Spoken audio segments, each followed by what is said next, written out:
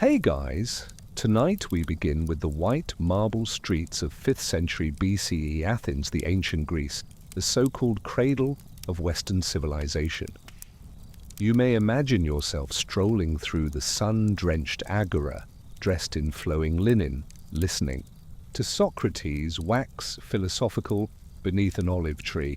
But before you go ahead, let me break it to you. You wouldn't last a day in ancient Athens. Not even close. So before you get comfortable, take a moment to like the video and subscribe, but only if you really enjoy what I am doing here. And let me know in the comments, where are you watching from and what time is for you now. It's always incredible to see who's joining us from across the world. So now dim the lights and close your fan so that you enjoy this episode fully. Ready? Let's begin. The Athens of Pericles and Plato was as brilliant as it was brutal. Behind the gleaming Parthenon, past the odes to democracy and beauty, life was relentless, especially for a foreigner, a woman, a slave, or anyone not among the elite male citizens. So let's peel back the whitewash of time and walk you through your first, and likely last, day in ancient Athens. The sun rises early over the Acropolis, casting long golden rays across the limestone hills. You awake, not in a cozy bed, but on a thin straw mattress stuffed into a cramped room, possibly windowless with little ventilation. The homes of even well-off Athenians were Spartan. No running water, no plumbing, and certainly no privacy. There's no breakfast as you know it. No eggs, no toast, no oatmeal. You're lucky if you get barley bread dipped in wine and a few olives. There's no sugar in your wine. It's sharply acidic and often diluted with water to make it drinkable. You eat standing up. You do everything standing up. And forget about brushing your teeth or bathing in the morning. You probably haven't had a proper bath in days unless you've visited a public bathhouse, which are still fairly new innovations. Soap isn't soap. It's more like a gritty paste of clay and ash, and deodorant is non-existent. If you're a woman, you're not even leaving the house. Your job is to stay inside, weaving and managing the household. You probably haven't seen the agora in weeks, possibly months. You can't vote. You can't speak in public. You can't even attend the theatre, unless it's a religious festival. And you're escorted by a male relative. Let's say you're a man and you've made it out into the city. The agora is a swirl of sound, barter, dust and tension. Merchants shout over each other. The air is thick with the smell of grilled fish, goat, unwashed bodies, and open sewage channels that run down the centre of the street. There are no shoes. With arch support, only leather sandals that do little to cushion your feet from the sharp stones and animal waste littering the way. Try to ask someone for help, but if you don't speak fluent Attic Greek, you're met with suspicion, laughter, or worse. Foreigners, or metics, are allowed to live in Athens but never to own land or participate in politics. They're often taxed heavily and are easy targets for abuse. And then there are the slaves, about a third of the population. They're everywhere. They serve, they farm, they row the triremes, they mine silver, in conditions that would horrify even the most hardened modern labourer. They have no rights, no escape, no future. Many are prisoners of war or kidnapped children.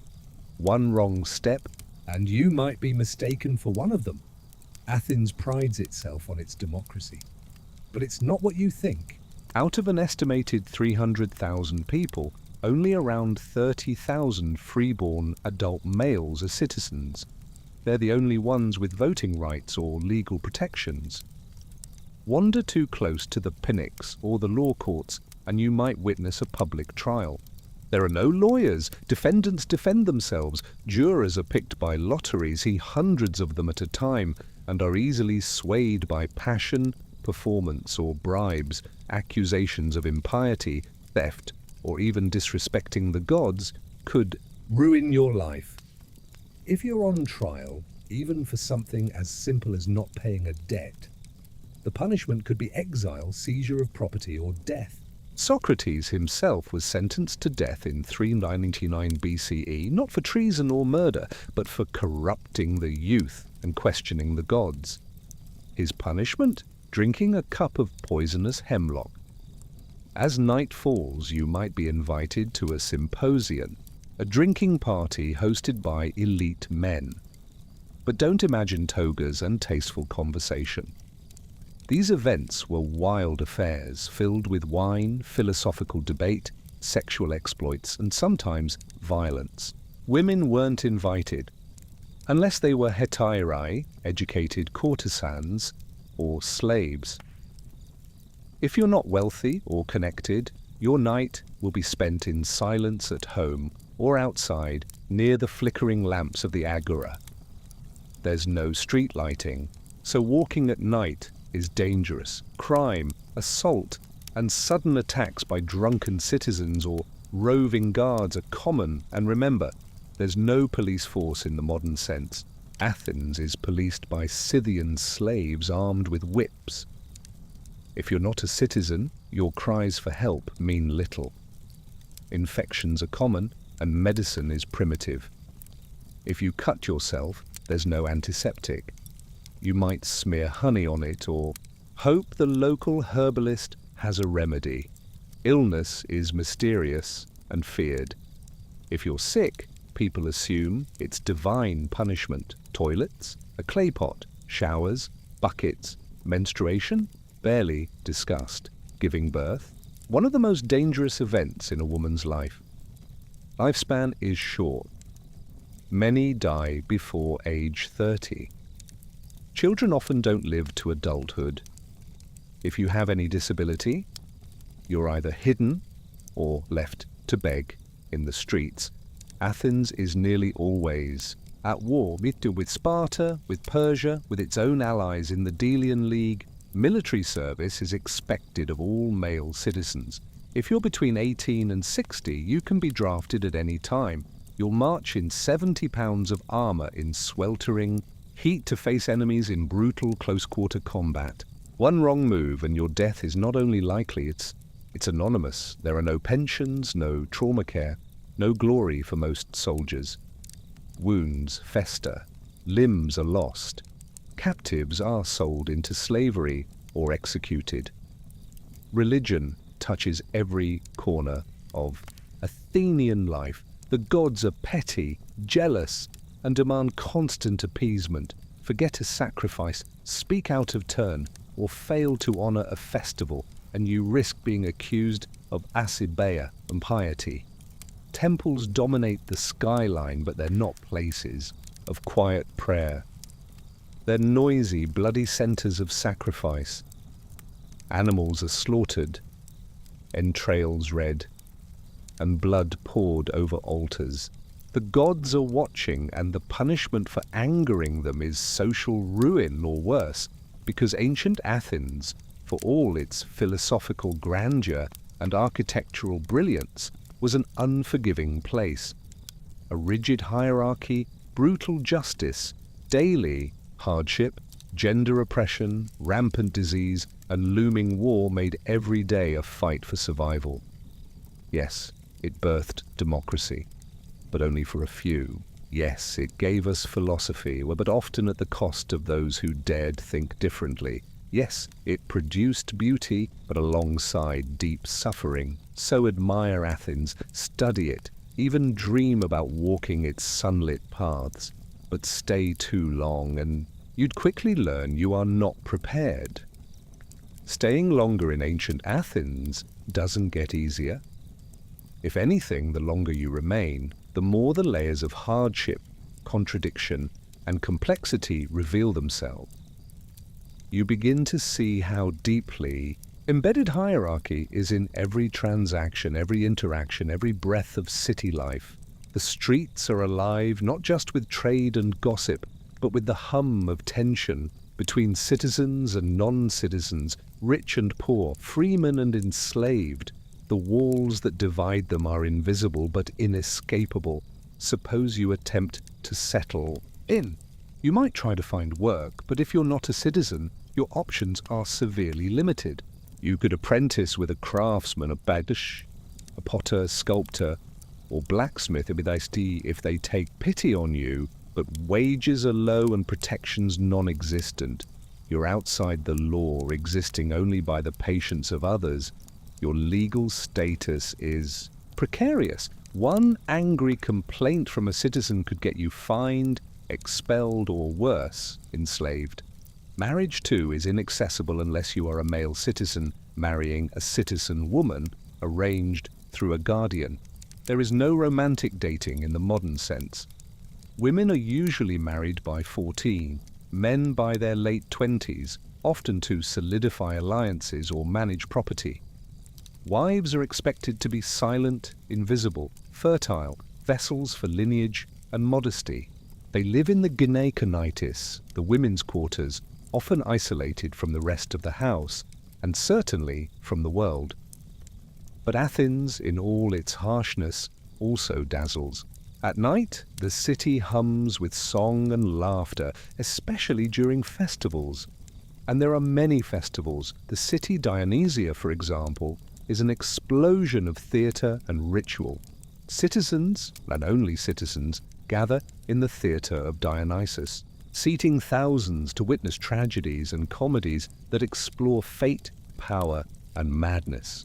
You'd see the blood of Oedipus, the rage of Medea, the folly of Aristophanes' politicians. The actors wear massive masks, the chorus chants in unison. The spectacle is profound. And yet, if you are a woman, you're either excluded or hidden in the back rows, possibly forbidden entirely. If you are a slave, you may serve wine to the attendees, but never partake tea. The temples, too, are sublime, not quiet places of worship, but busy centers of civic life. The Parthenon dominates the Acropolis, dedicated to Athena Parthenos, virgin goddess of wisdom and war. Her colossal chryselephantine, gold and ivory, statue towers above worshippers, yet even she cannot protect you if you're not a citizen. Participation in religious rites is stratified. Certain rituals, like the Eleusinian mysteries, are shrouded in secrecy and limited to initiates. A mystical event promising insight into death and rebirth, but requiring you to be both Greek and approved. Over time, you might try to find solace in the schools of philosophy, now assuming you're male, of course. You could perhaps wander into a shaded grove outside the city walls, where Plato's academy trains young minds in reason, ethics, and metaphysics. Or closer to the agora, you might hear the rasping voice of a gadfly, Socrates, pestering young nobles with pointed questions. What is justice? What is the good life? But be careful. Thinking too deeply can be dangerous. Socrates' student, Alcibiades, was charming, intelligent, and ultimately accused of impiety and treason. Philosophy can open your mind, but it can also open the door to your downfall. Economically, Athens is powered by its silver mines in Laurion and its navy, funded by tribute from the Delian League. This alliance, led by Athens, is in truth an empire. City-states pay dearly to Athens, and when they rebel, the punishment is swift and severe. You may hear of entire islands like Melos razed to the ground, their men executed, women and children enslaved. The beauty of Athens is underwritten by violence far from its shining marble columns. As the Peloponnesian War rages, food grows scarce. The Spartan blockade strangles trade. Grain fleets from the Black Sea are disrupted, and the price of bread rises. Starvation begins to grip the poorer districts. Disease spreads again. A plague, perhaps typhoid or typhus, burns through the city, killing thousands, including Pericles himself. Corpses rot in the streets. Burial rites are ignored. Order phrase. You might think the war is distant, but no, it is ever present. You'll hear the clatter of hoplites drilling in the gymnasia, the urgent voice of orators in the ecclesia, the public assembly. Citizens, those few, vote on military campaigns, ostracisms, and policy. And speaking of ostracism, every year citizens can write a name on a shard of pottery, an ostracon, to banish a fellow citizen for 10 years. No trial, no defense. If your popularity falters, you're exiled. Democracy can be just as ruthless as monarchy. Public life is theatrical, but not always noble. Rhetoric is king, and orators like Demosthenes and Aeschines master the art of persuasion. Truth is often less important than performance. If you're not a skilled speaker, your opinion doesn't matter. I'm assuming you even have the right to speak at all. And when you return to your lodgings, a cramped, smoky room, you may hear the music of the aulos in the distance, or the faint chanting of a religious procession. But your body aches, your hands are blistered from labor, your lungs sting from the dusty streets. Your clothes, wool, hot and scratchy, offer little comfort in the summer heat. Time in Athens teaches you not just how different the past was, but how fundamentally alien it could be. Yes, the art is breathtaking. Yes, the thought is world-shaping. But to live here, truly live here, is to endure hardship that never lets up. Unless you were lucky enough to be born at the very top of the ladder. And even then, your freedom could vanish overnight. One wrong word, one bad harvest, one poor. Vote in the assembly. One whim of the gods. Athens, for all its genius, is not kind. And the longer you stay, the more you see. This isn't a history book. It's a brutal, beautiful, breathing world. And it was never built to keep you comfortable. After weeks in Athens, you begin to notice things you missed at first. There's a scent that never quite goes away, with the mixture of sweat, olive oil, dust, urine, and decay. The city is vibrant, yes, but also raw. Sanitation is primitive. Water is drawn from public fountains or wells and carried home in clay jugs. If the fountain's dry, you go thirsty. If you're lower class, you wait in line or beg. Your clothing is never quite clean. Laundry is done in urine, yes, urine, used for its ammonia to bleach out stains.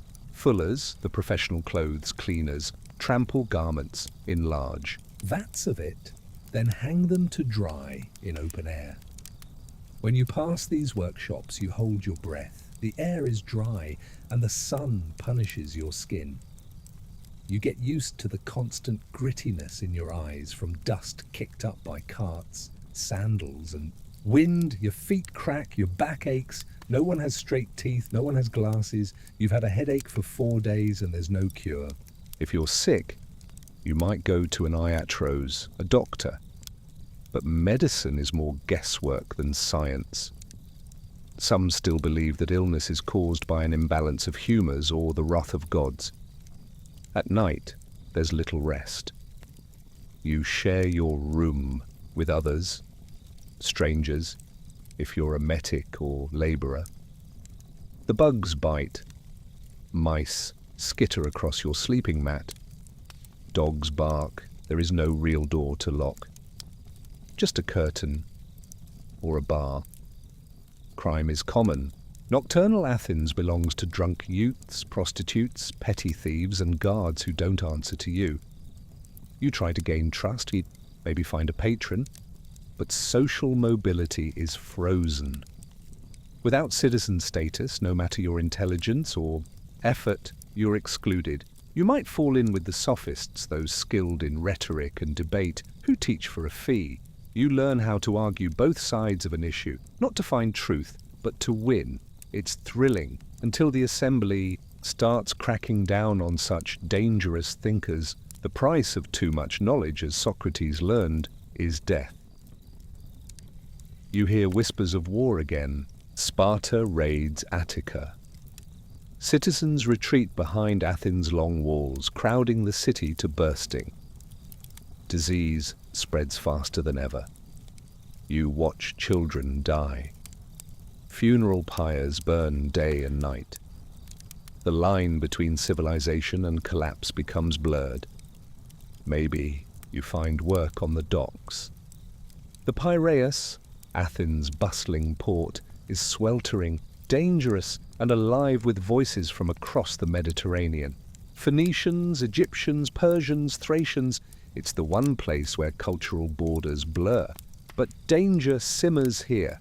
Theft is rampant. Foreigners have few allies. Ships vanish at sea, cargoes stolen or sunk, rowers drowned.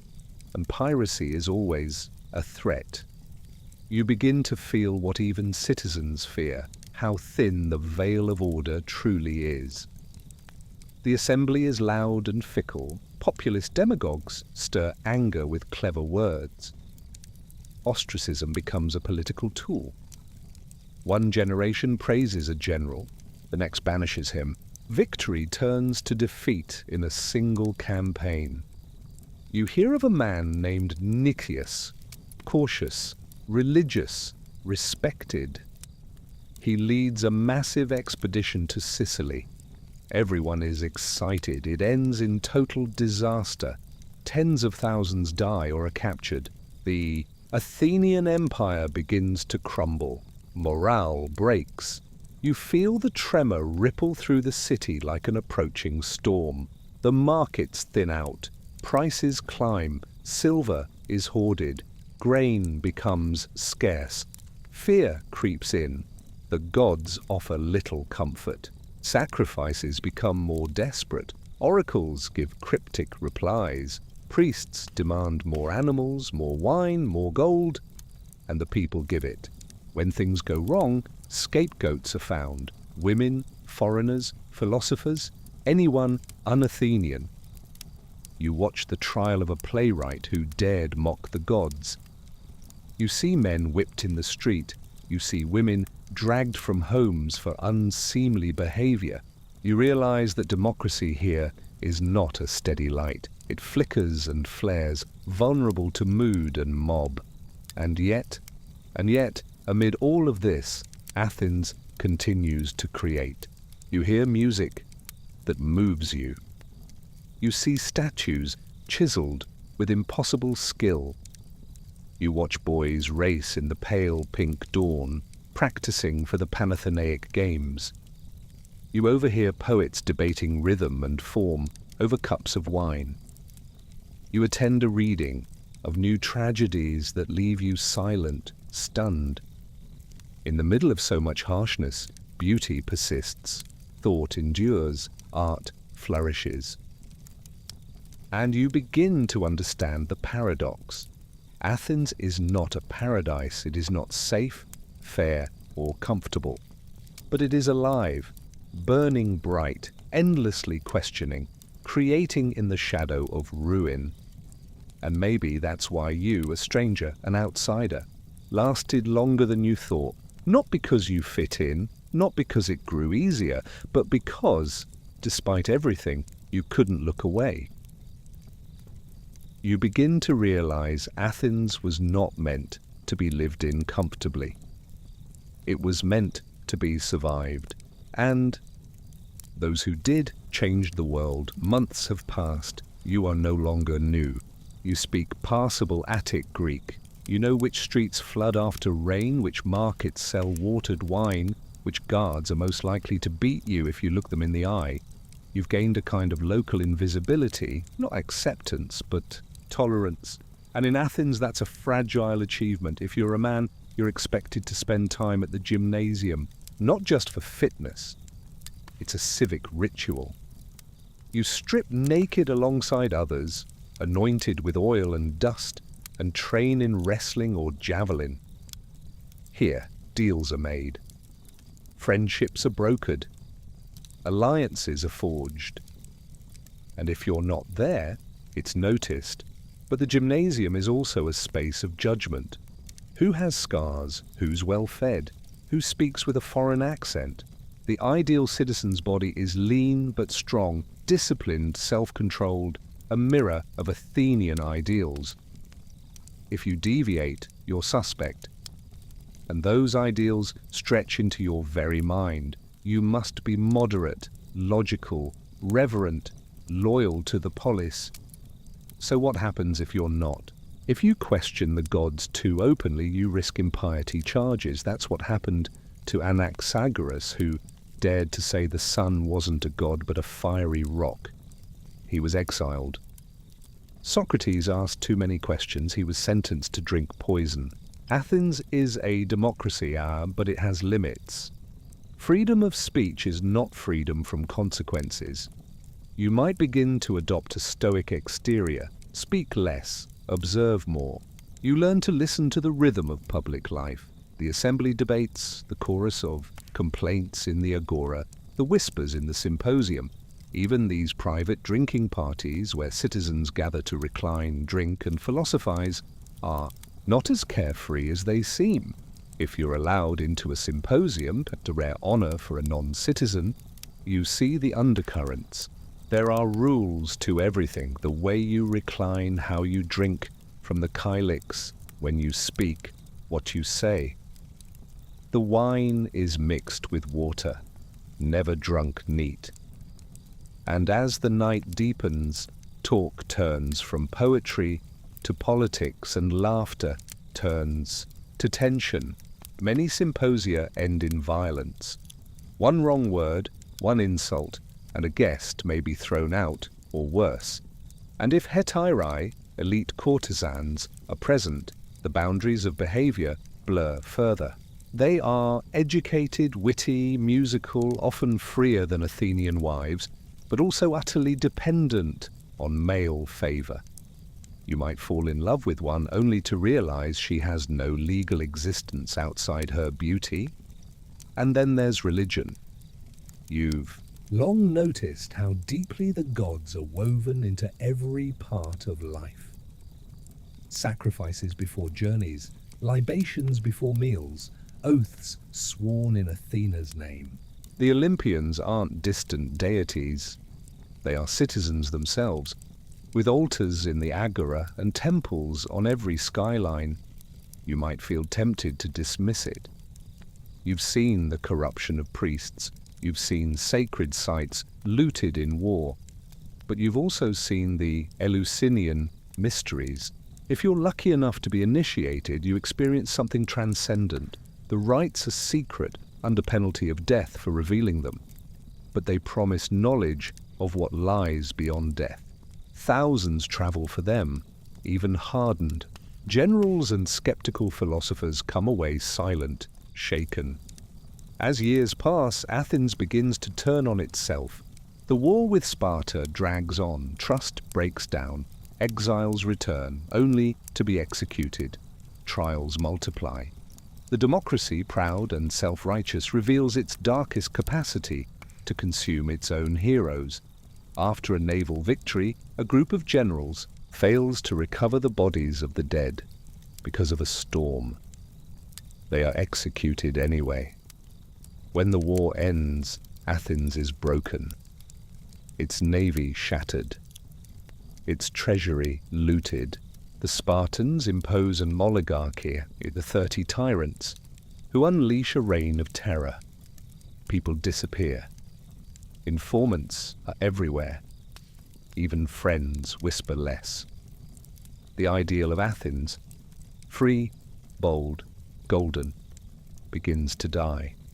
Eventually, democracy returns, but it is different now, cautious, shaken. The city is no longer the center of empire, but a humbled, haunted version of its former self.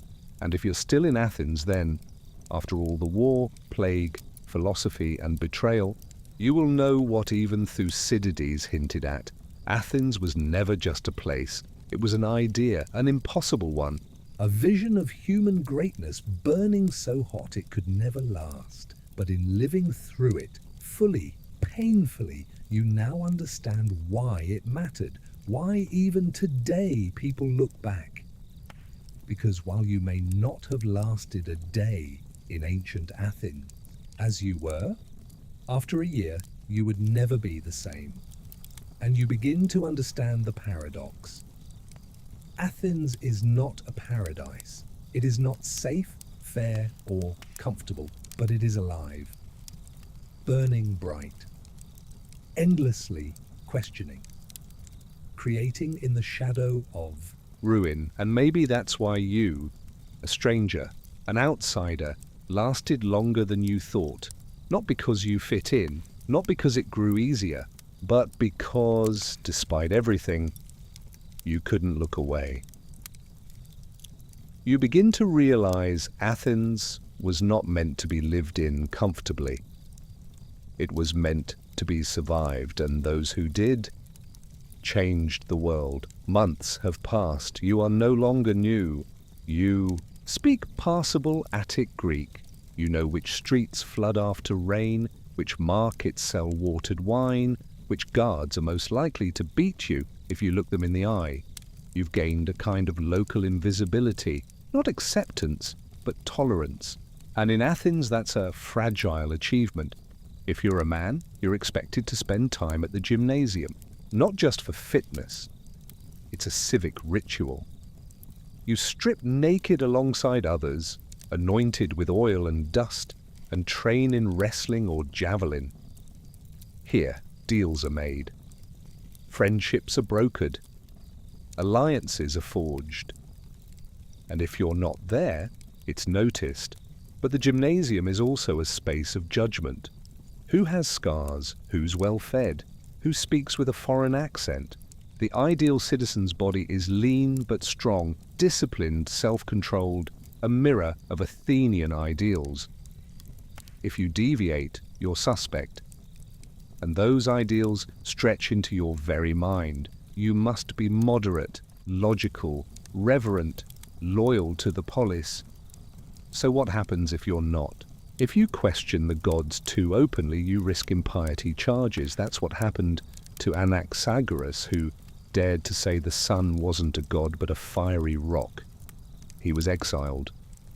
Socrates asked too many questions. He was sentenced to drink poison. Athens is a democracy, but it has limits. Freedom of speech is not freedom from consequences. You might begin to adopt a stoic exterior, speak less, observe more. You learn to listen to the rhythm of public life, the assembly debates, the chorus of complaints in the agora, the whispers in the symposium, even these private drinking parties where citizens gather to recline, drink, and philosophize are not as carefree as they seem. If you're allowed into a symposium, a rare honor for a non-citizen, you see the undercurrents.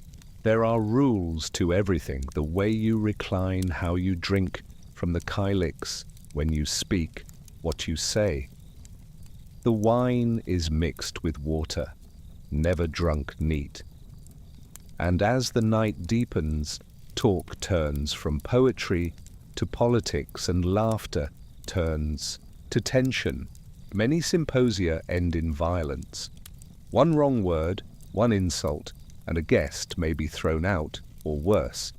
And if hetairai, elite courtesans, are present, the boundaries of behavior blur further.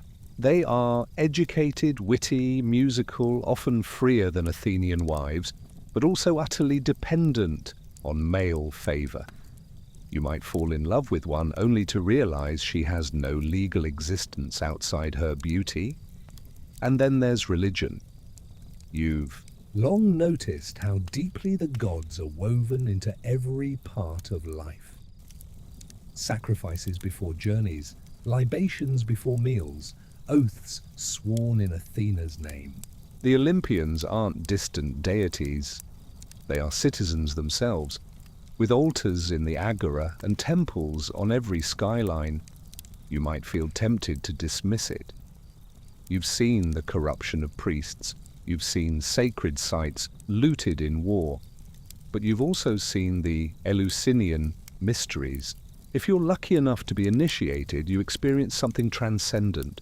The rites are secret, under penalty of death for revealing them, but they promise knowledge of what lies beyond death. Thousands travel for them, even hardened. Generals and skeptical philosophers come away silent, shaken. As years pass, Athens begins to turn on itself. The war with Sparta drags on, trust breaks down, exiles return, only to be executed. Trials multiply. The democracy, proud and self-righteous, reveals its darkest capacity to consume its own heroes. After a naval victory, a group of generals fails to recover the bodies of the dead because of a storm. They are executed anyway. When the war ends, Athens is broken, its navy shattered, its treasury looted. The Spartans impose an oligarchy, the 30 tyrants, who unleash a reign of terror. People disappear. Informants are everywhere. Even friends whisper less. The ideal of Athens, free, bold, golden, begins to die. Eventually, democracy returns, but it is different now, cautious, shaken. The city is no longer the center of empire, but a humbled, haunted version of its former self. And if you're still in Athens, then after all the war, plague, philosophy, and betrayal, you will know what even Thucydides hinted at. Athens was never just a place. It was an idea, an impossible one, a vision of human greatness burning so hot it could never last. The year is 403 BCE. The Peloponnesian War is over. Sparta has won. Athens, once queen of the seas, now limps through her own streets. The Acropolis still rises in solemn splendor, but its marble gleam now feels like a ghost. The Parthenon stands, but its treasury is empty, its priests demoralized. Once a symbol of power and divine favor, it is now a silent relic of ambition punished by hubris. You see it in the people. The faces are thinner. Veterans walk with missing limbs, leaning on staves. Children born during the siege have never known glory. Only ration lines, foreign soldiers, and fear. The agora is quieter, and yet you sense tension beneath the hush. The 30 tyrants have recently fallen. Brutal collaborators installed by Sparta, who ruled through executions and fear. Their reign ended, yes, but their shadows remain. Families are divided, trust is rare. Names are whispered. You now live in an Athens that is trying desperately to remember who it was. Democracy is restored, but it is fragile. Laws are rewritten. Amnesty is declared. A bold decision meant to prevent a new civil war. No one is to be prosecuted for acts committed under the tyrants. You hear this decree read aloud, its words formal and clean. But forgiveness is not the same as forgetting. And every man in the assembly carries silent knowledge of what others did and did not do. Philosophy flourishes again, but with an edge. Plato, a student of Socrates, writes dialogues that mourn the city's moral decline. You may sit in his garden school, the academy, and listen as young minds question everything. What is justice? What is virtue? These are not abstract inquiries. They are survival tools. In a city where ideology has killed, knowing how to think becomes a kind of armor. And yet, even now, Athens does not stop dreaming. The theater is still alive. You attend the festivals, perhaps the Lenaea in winter, the Dionysia in spring. You sit on the stone steps of the theater of Dionysus, overlooking the sea, as masked actors perform tragedies and comedies. The city mourns through drama, relives its traumas, even mocks its past. Aristophanes still stages his comedies, daring to ridicule statesmen, gods, and even philosophy itself. In this way, laughter becomes a political act. You might find work as a scribe now. Literacy is growing. Richer households hire tutors, copyists, and librarians. The written word, once secondary to oratory, becomes central. Plato writes in prose. Historians like Xenophon continue the work of Thucydides, preserving not just facts, but patterns of rise and fall. But Athens is no longer the center of power. That mantle begins shifting north to Macedon. You hear rumors of a king named Philip and his son Alexander, brilliant, ruthless, trained by Aristotle himself. You dismiss the stories. No barbarian from the north could rival Athens. But then you begin to see envoys arrive, coins bearing foreign stamps, young men leaving to serve in Macedonian courts. The world shifts again. By the time Philip conquers Greece, Athens does not resist fiercely. It no longer can. Its navy is gone. Its empire is ash. But it remains the soul of Greece. Even Philip, and later Alexander, do not try to destroy it. They revere it. Alexander sends gifts to the Parthenon. He seeks Athens' approval, not out of weakness, but respect. You grow older. The city grows quieter. No longer the hub of decision, Athens becomes a place of learning, tourism, and memory.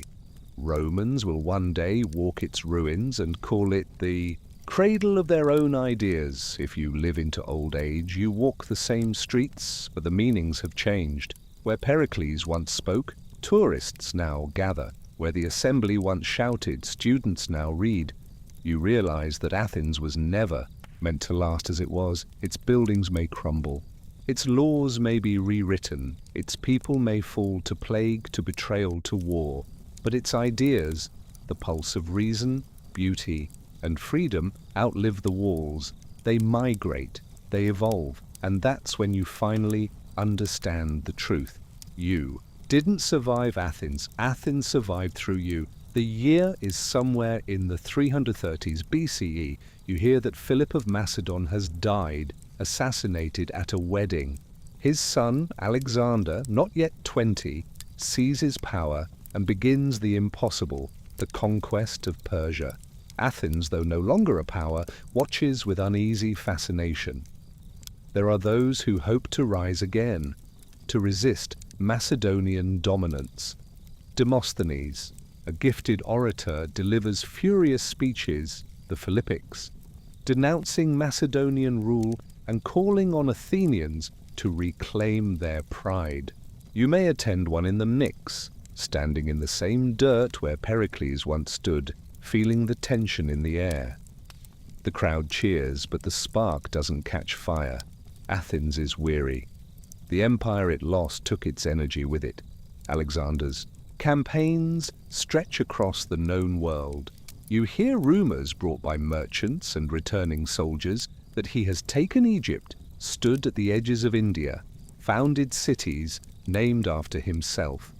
Some claim he is a god, but he is also a danger.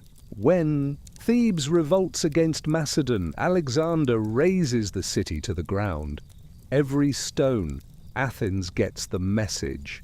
It stays quiet. And yet Alexander does not destroy Athens. He praises it, sends spoils of war. He studies under Aristotle, who studied under Plato, who studied under Socrates. The lineage of thought still matters. After Alexander's death in 323 BCE, chaos erupts across the world. His empire fractures into pieces. The Diadochi, his generals, carve it up like vultures at a funeral. And once again, Athens finds itself caught in the middle of greater forces. You now live in a city where soldiers wear strange armor, where foreign kings fund local projects. Athens becomes a prize, symbolic, intellectual, not military. The Stoics teach at the painted porch. The Epicureans gather in gardens. Skeptics, cynics, Platonists all argue, debate, walk, and write.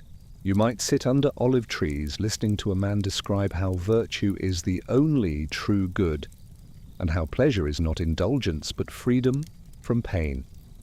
You've seen temples burn, you've seen democracies fall, but here, in the humble shade of a colonnade, someone reads poetry aloud, and for a moment Athens feels eternal again.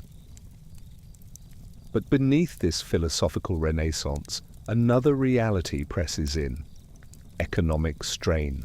The city is dependent on foreign patrons, Hellenistic kings who compete to earn Athens' favour by funding theatres, temples, festivals. Great men donate to be remembered. You see their names inscribed in marble. Athens, once the giver, is now the recipient.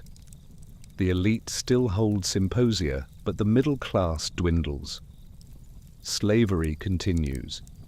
You see men and women born far from Greece serving in kitchens, fields, and homes. Many are literate.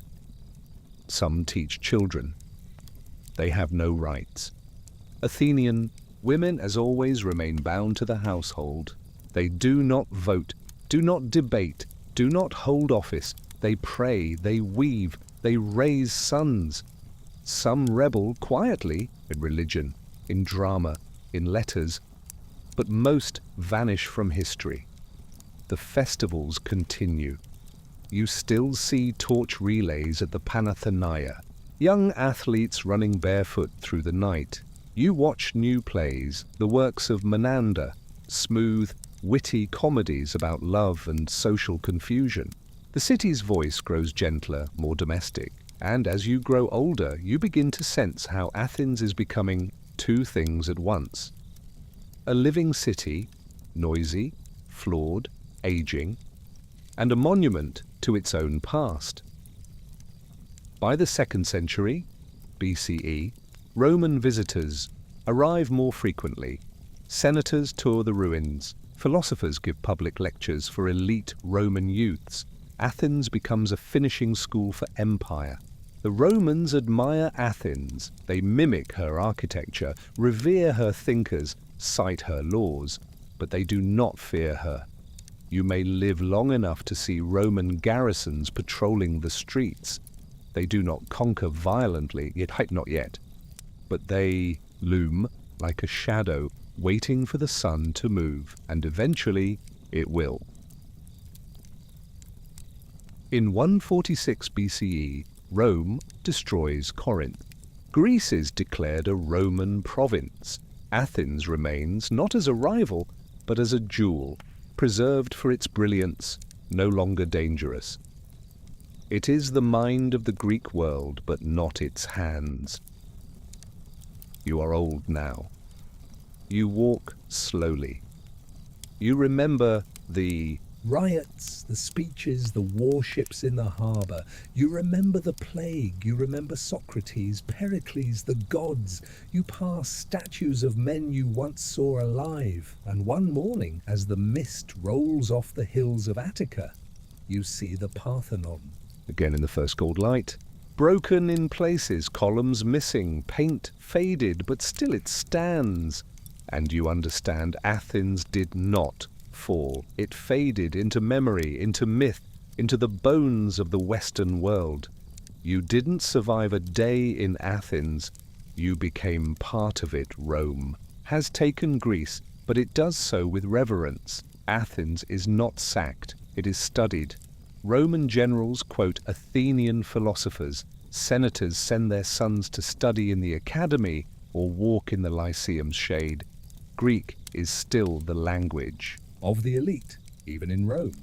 You begin to see Latin inscriptions here and there, but Greek remains dominant.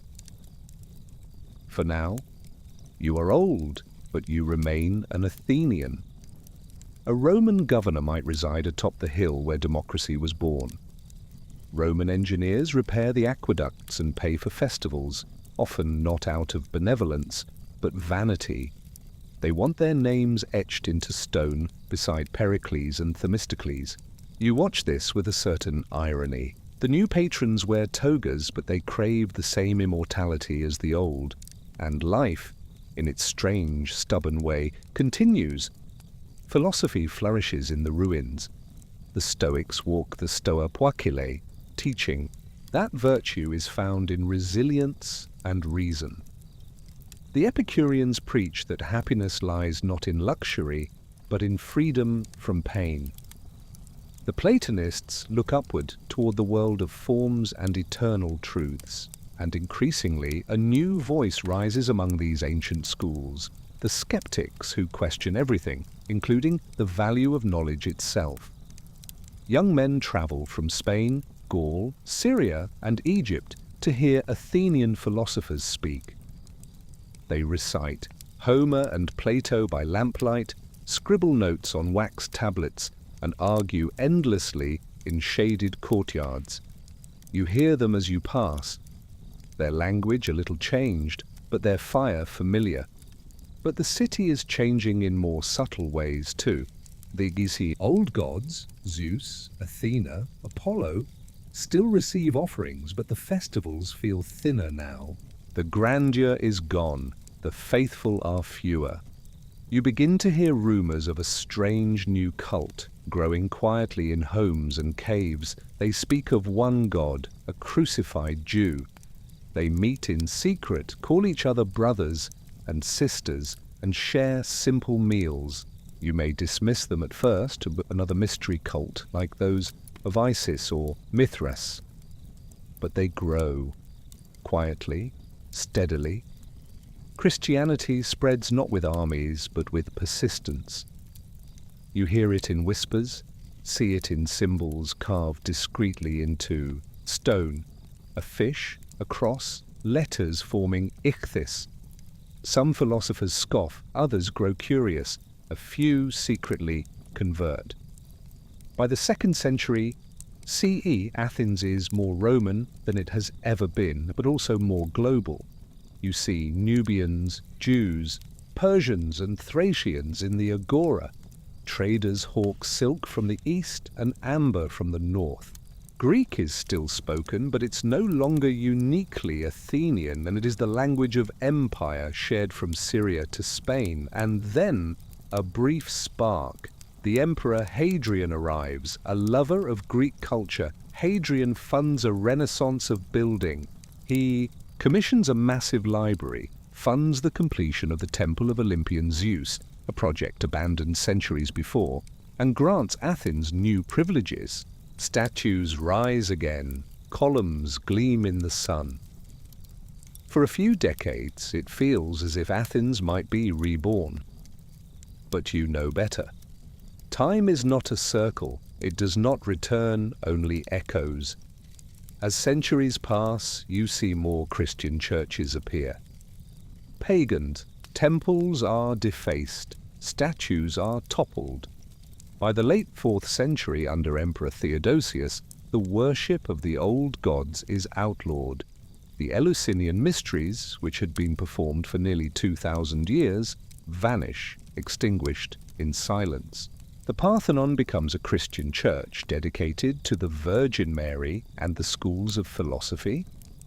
They struggle on, but by 529 CE, the Christian Emperor Justinian orders the closing of the academy. The last pagan philosophers go into exile.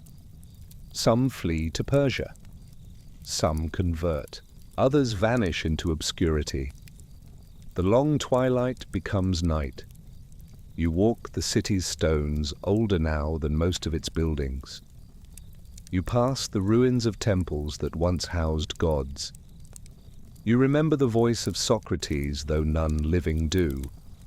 You pass a group of monks reciting psalms in Greek. The language is the same, but the meanings are new. Athens still stands, but she dreams now, quietly. She dreams of golden ages, of columns and lyres, of painted gods and perfect forms. Her streets are no longer ruled, only remembered, and yet her dream will not die. Centuries later, her words will awaken again in Florence, in Paris, in London and Philadelphia. Her ruins will inspire new republics. Her tragedies will echo in new wars. Her question about virtue, justice, the soul will never go unanswered, only re-asked. And so your long journey through plague, war, philosophy, religion, and silence finally teaches you what no academy ever could. Athens was never meant to last. She was meant to begin. The Roman Empire splits. The West falls in 476 CE, but the East, the Greek-speaking half, endures. Byzantium, renamed Constantinople, becomes the new capital. Greek culture survives not as a memory, but as the everyday language of empire. Yet even now, Athens is not a center. It is a whisper on the edge of power. During the Byzantine centuries, roughly 500 to 1200 CE, Athens fades into obscurity.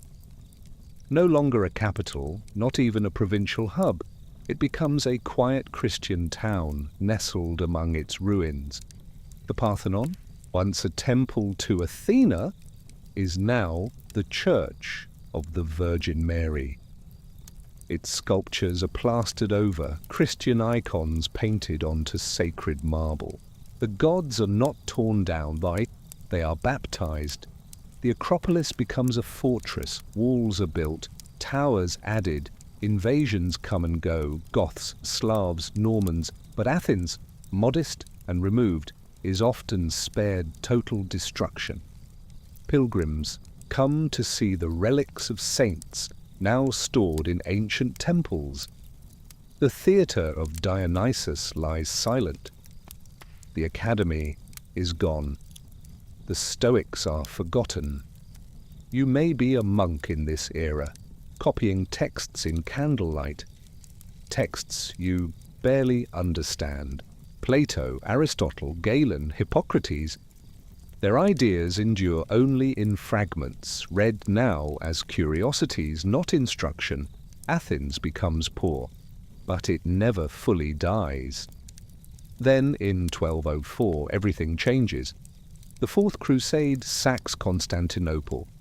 The Byzantine Empire fragments. Western knights carve Greece into feudal kingdoms. The Duchy of Athens is founded, ruled by French and later Florentine nobles. The Parthenon becomes a Roman Catholic church. Latin is spoken among the elite. Gothic architecture mingles awkwardly with crumbling colonnades. And then, in 1456, another empire comes, the Ottomans. They take Athens with little bloodshed. The Parthenon becomes a mosque. A minaret is added to its side.